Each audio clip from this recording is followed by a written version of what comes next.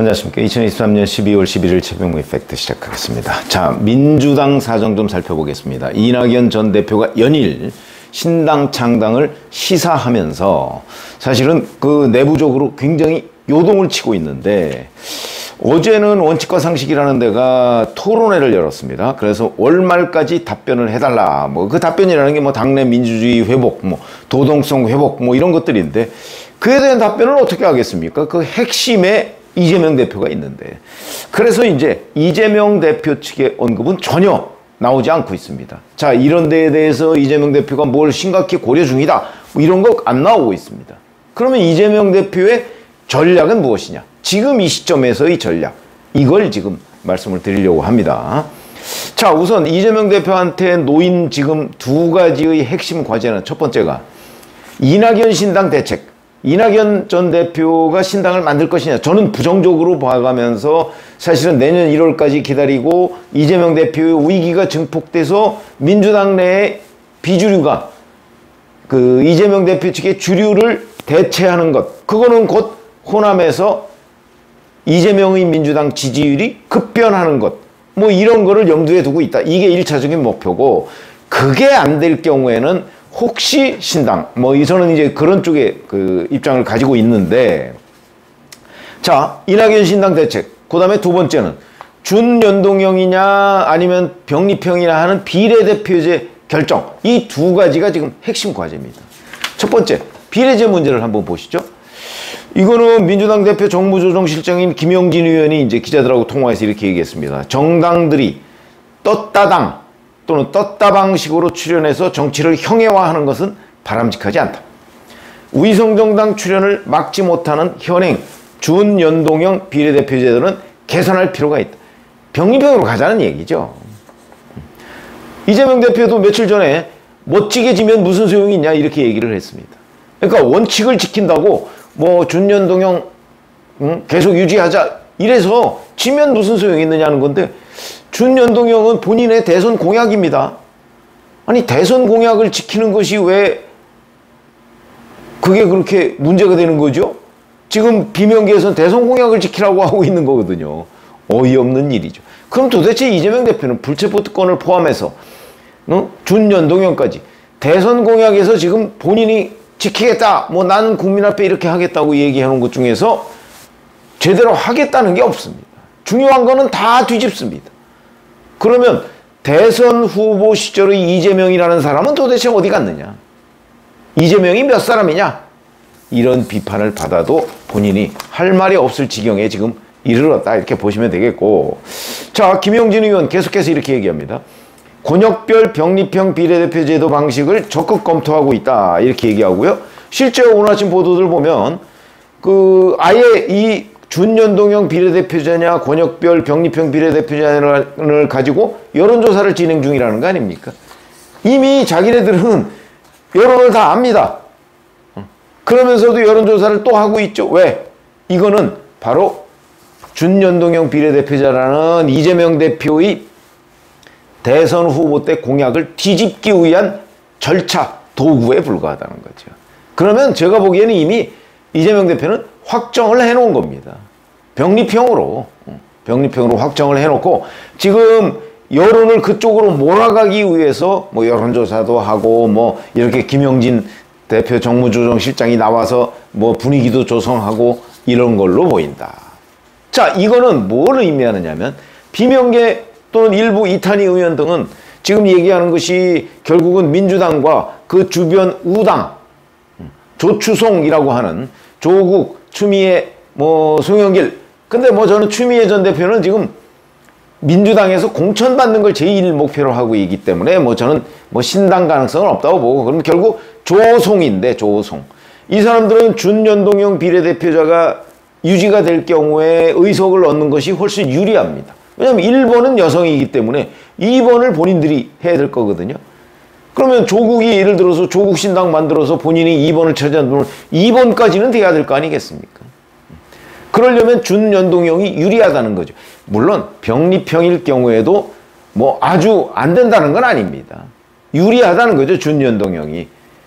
예를 들어서 조국, 제가 그냥 그 개인적으로 관측하기에는 조국 신당이 나올 경우에 아마 준연동형 비례대표제를 유지하면 아마 2석 내지 3석 정도는 가져갈 수 있을 거요.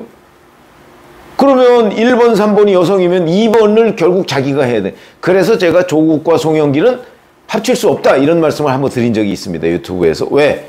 누가 2번을 맡고 누가 4번을 맡느냐는 것 때문에 그렇습니다.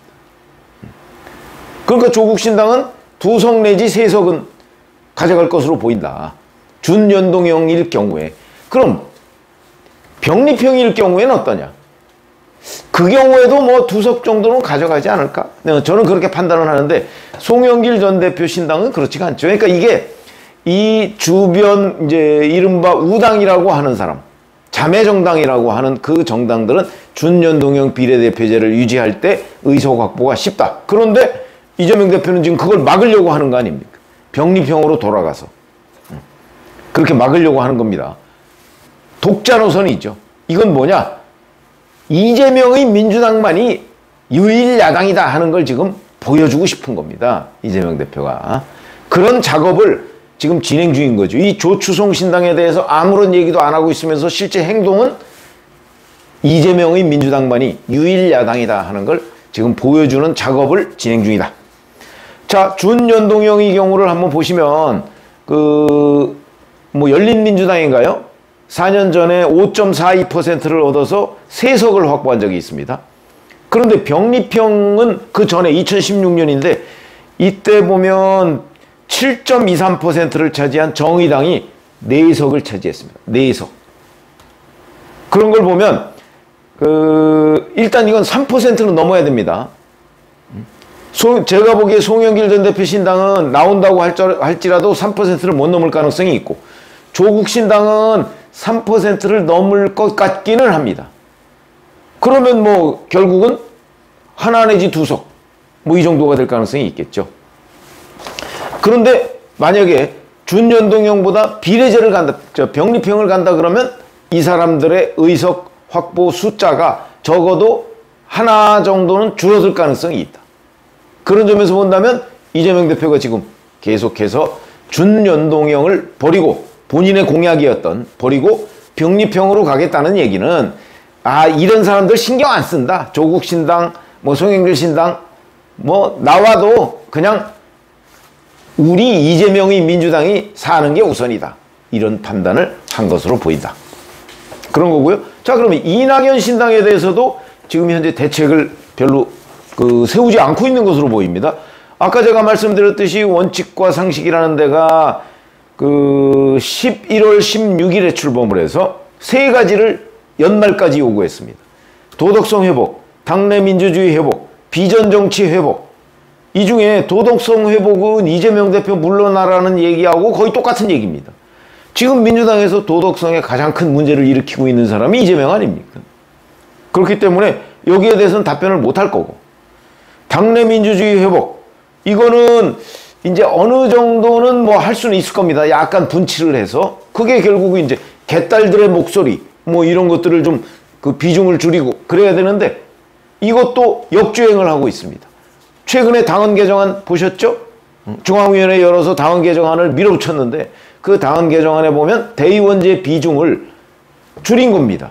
그건 곧 권리당원의 비중을 늘린 거죠. 권리당원에는 이재명 대표의 지지자인 이른바 개딸이라고 하는 사람들의 영향이 큽니다.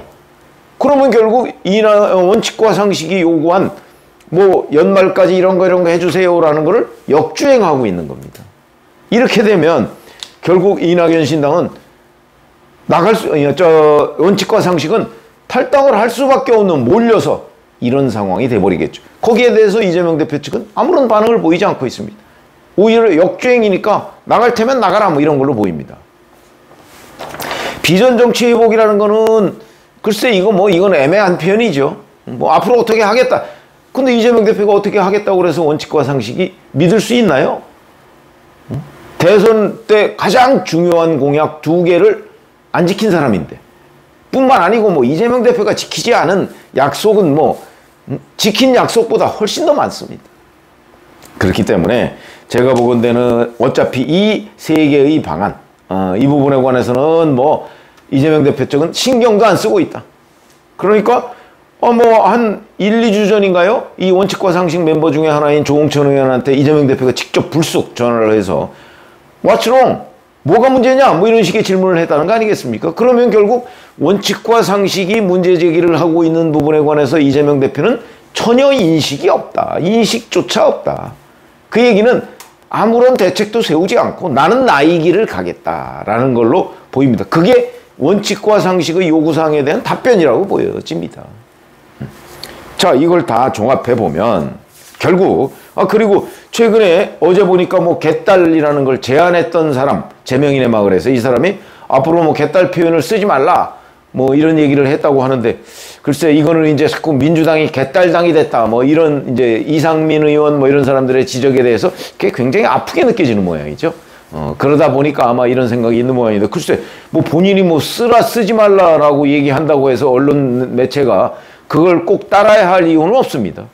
자기들이 처음부터 썼던 것이고, 그러니까 뭐 이른바 개딸 뭐 이렇게 아마 표현을 쓸 가능성, 왜냐하면 그게 이해가 시청자들이나 독자들이 쉽게 이해를 할 수 있기 때문에 아마 그렇게 하지 않을까 싶은 생각이 들고, 자, 그러면 제가 이제 이 제목이 뭐냐면 원칙과 상식이나 비명계나 조초송신당이나 뭐 이런 사람들이 지금 그 활동 공간을 넓히기 위해서 계속 이재명 대표한테 무슨 요구를 하고 있는데 거기에 대한 이재명 대표의 반응은 역주행이다.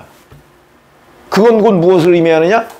이재명 대표의 민주당만이 유일한 야당으로 살아남아야 한다. 그러니까 야당 내에서의 헤게모니 쟁탈전에서도 이재명 대표는 독자 노선을 가고 있다는 것을 저는 의미하고, 이것이 결국은 앞으로 이런 민주당의 뭐 자매정당, 위성정당 뭐 이런 것들과의 관계에 있어서도 이재명 대표는 독식을 하겠다는 것을 저는 분명하게 드러낸 걸로 본다.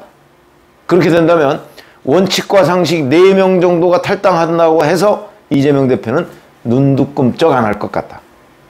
이렇게 보면 지금 이재명의 민주당이 가는 길은 유일 야당의 길로 가고 있다고 저는 본다. 이런 평가죠. 이거는 뭐 앞으로 시점이 좀 달라지면, 예를 들어서 원칙과 상식에 많은 사람들이 뭐 관심을 갖는다든가, 아니면 내년 1월쯤 돼서 이낙연 전 대표가 내년 1월을 기다린다고 제가 어저께 말씀드렸는데 1월쯤 돼서 이재명 대표의 위기가 증폭된다든가 이러면 조금 더 달라지겠죠. 그거는 뭐 그야말로 생물처럼 움직이는 거지만 지금 이 시점에서 이재명 대표는 유일야당의 길을 가고 있다. 이렇게 보시면 틀림이 없을 것으로 보입니다. 고맙습니다.